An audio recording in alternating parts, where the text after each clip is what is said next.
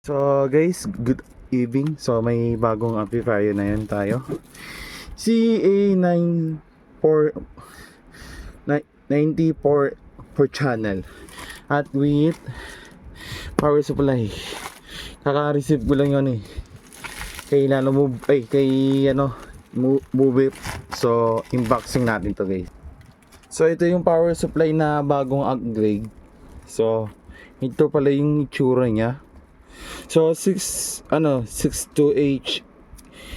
AH siya. So ano lang siya, 1,500 nang nabili ko siya. So ito yung power supply natin. Bali ito yung mga accessories na nabili ko kay Opet. Cord para dito, power supply, and speaker wire 20. So yun lang. So sound check tayo mamaya. Bali ito yung bali ito pala yung lumang kong amplifier Kinetic. Papalit ko sa bago Kinetic to C7 na lahat. So check natin sa loob anong meron sa kanya.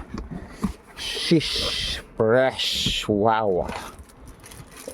May bass knob siya din bass knob po.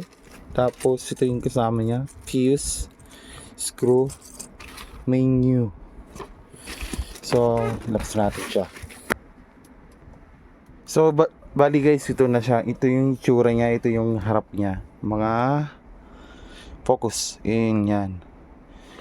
Grabe pogi. Sheesh, first time to use this for channel kaysa sa ibang brand. So yun na, mamaya kakabit natin yan guys. Sorry sa boses.